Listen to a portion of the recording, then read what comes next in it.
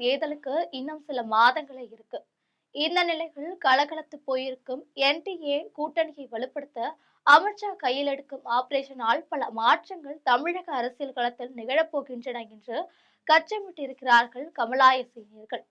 2024 பாராளுமன்ற தேர்தலின் பொழுது அண்ணாமலையுடன் ஏற்பட்ட மோதலால் தேசிய ஜனநாயக கூட்டணியிலிருந்து அதிமுக வெளியேறியது. இதையடுத்து பாஜக, பாமக, அமமுக, ஓபிஎஸ், தமுமுகவுடனும் அதிமுக, தேமுதிக, புதிய தமிழகம், எஸ்டிபிஐ ஆகிய கட்சிகளுடனும் இணைந்து தனித்தனியே தேர்தலை சந்தித்தன. இந்த தேர்தலில் இரண்டு கட்சிகளுக்கும் எதிர்பார்த்த வெற்றி கிடைக்கவில்லை.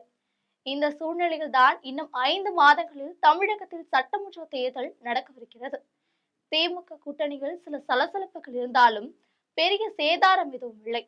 தாவேக்காவோ மெகா கூட்டணி அமைக்கும் என்று சொல்லி வருகிறார்கள். அதே நேரத்தில் பலவீனமாக இருக்கும் தேசிய ஜனநாயக கூட்டணியை சரி செய்யும் வேலைகளை மத்திய உள்துறை அமைச்சர் அமித்ஷா தொடங்கியிருக்கிறார். இது குறித்து பேசும் கமலாய சீனியர்கள் சிலர் தேசிய ஜனநாயக கூட்டணியை பலப்படுத்தி கூட்டணி ஆட்சி அமைக்க டெல்லி பாஜக விரும்புகிறது. அதன் முதற்கட்ட நடவடிக்கையாகவே அதிமுகவை மீண்டும் தேசிய ஜனநாயக கூட்டணிக்குள் கொண்டு வந்தார் அமித்ஷா. ஆனால் மோடியை சந்திக்க அனுமதி கிடைக்கவில்லை என ஓபிஎஸும் எடப்பாடி தலைமையை ஏற்க முடியாது என டிடிவி தினகரனும் கூட்டணியிலிருந்து வெளியேறிவிட்டனர்.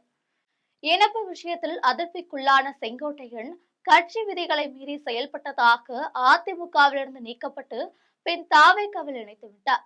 பாமகவில் தந்தைக்கும் மகனுக்கும் இடையே விரிசல் ஏற்பட்டு தேர்தல் ஆணையம், நீதிமன்றம் என்று சர்ச்சைக்கு ஆகி கிடைக்கிறது. எனவேதான் கூட்டணி கட்சிகளை வழிக்கு கொண்டு வரும் வேலைகளை தொடங்கியிருக்கிறார் அமித்ஷா. தேமுகவுடன் 15 தொகுதிகள், ராஜ்யசபா சீட், கூட்டணி ஆட்சி ஆகியவைதான் பிரதான எதிர்பார்ப்பாக இருக்கிறது. இதற்கு டெல்லி தலைமையும் ஓகே சொல்லிவிட்டதால் தான் பிரேமலதாவின் சமீபத்த பேட்டிகள் அதிமுக மாநிலங்களவையில் உறுப்பினர் பதவி தருவதாக கூறி எங்களை ஏமாற்றவில்லை, நாங்கள் 2025ஆம் ஆண்டில் கேட்டோம், அவர்கள் 2026இல் தருவதாக கூறியிருக்கிறார்கள்.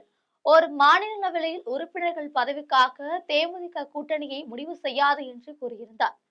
ஒன்றுபட்ட பாமகவை ஏற்படுத்த ராமதாசிடம் கட்சியில் உங்களுக்குரிய முக்கியத்துவம் அளிக்கப்படும் என தெரிவிக்கப்பட்டிருக்கிறது. அதேபோல் நீதிமன்றத்தில் மேல்முறையீடு செய்யப்பட்டிருப்பதால் மாம்பழம் சின்னத்துக்கு சிக்கல் ஏற்படலாம். எனவே தந்தையிடம் அனுசரித்து செல்லுங்கள் என அன்புமணியிடம் பேசப்பட்டிருக்கு. அடுத்து ஓபிஎஸ் சமீபத்தில் டெல்லிக்கு அழைக்கப்பட்டிருக்கிறார்.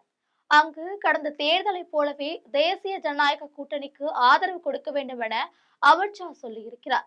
அதற்கு ஓபிஎஸ் வெளியிலிருந்து ஆதரவு கொடுப்பது சரியா இருக்காது, தனி கட்சி ஆரம்பித்தால் அதிமுகவுக்கு உரிமை கோரும் வழக்குகள் நீர்த்து போய்விடும், டிடிவி இல்லாமல் தேர்தலை சந்திப்பது சரியாக இருக்காது என சொல்லியிருக்கிறார். இது ஒரு புறம் இருக்க, அவசர அழைப்பின் பேரில் டிசம்பர் 4ஆம் தேதி அண்ணாமலை அமித்ஷாவை சந்திக்க டெல்லிக்கு சென்றிருந்தார். அப்பொழுது நயினார் அளித்த புகார், கட்சி நிகழ்ச்சிகள் புறக்கணிப்பு உள்ளிட்ட சர்ச்சைகள் குறித்து அண்ணாமலையிடம் கடிந்து கொண்ட அமித்ஷா, 2026 தேர்தலில் நாம் வெற்றி பெற்றே ஆக வேண்டும், உட்கட்சி மோதலை தவறுங்கள், கூட்டணியை பலப்படுத்தும் வேலைகளை செய்யுங்கள், உங்களுக்காக முக்கியத்துவம் விரைவில் தரப்படும் என சொல்லியிருக்கிறார். இதையடுத்து டிடிவி தினகரனை மீண்டும் தேசிய ஜனநாயக கூட்டணிக்குள் கொண்டு வரும் வேலைகளை அண்ணாமலை தொடங்கியிருக்கிறார் என்றனர் விரிவாக. பொதுவாக தேசிய ஜனநாயக கூட்டணி ஜனவரிக்குள் கூட்டணியை இறுதி செய்ய வேண்டும். தற்போதைய நிலவரப்படி திமுக கூட்டணி தான் பலமாக இருக்கிறது. விஜய் கட்சி பலமாக மாறுவதை அமித்ஷா விரும்பவில்லை. எனவேதான் தேசிய ஜனநாயக கூட்டணியை வலுவாக மாற்றும் வேலைகளை அவர் தொடங்கியிருக்கிறார். இதற்காக பாமக, தேமுதிக, ஓபிஎஸ், டிடிவி தினகரன் ஆகியோருடன் பேச்சுவார்த்தை நடத்தப்படுகிறது. இதில் மகனுடன் அனுசரித்து செல்லும் மனநிலைக்கு விரைவில் ராமதாஸ் வந்து விடுவார். பிரேமலதாவின் பேச்சில் தற்போதே மாற்றம் தெரிகிறது. ஓபிஎஸ் உடன் டெல்லியில் பேச்சுவார்த்தை நடத்தப்பட்டு இருக்கிறது. அவரும் விரைவில் சம்மதம் தெரிவித்து விடுவார். டிடிவியை கூட்டணிக்குள் கொண்டு வரும் அசைன்மெண்டை குருமூர்த்திக்கு கொடுக்கப்பட்டு இருக்கிறது. இப்படியாக அதிருப்தியில் இருக்கும் அனைவரும் விரைவில் உள்ளே வந்து விடுவார்கள். தேர்தல் வியூகங்களை வகுப்பதில் உள்துறை அமைச்சர் அமித்ஷா மிகவும் திறமையானவர்.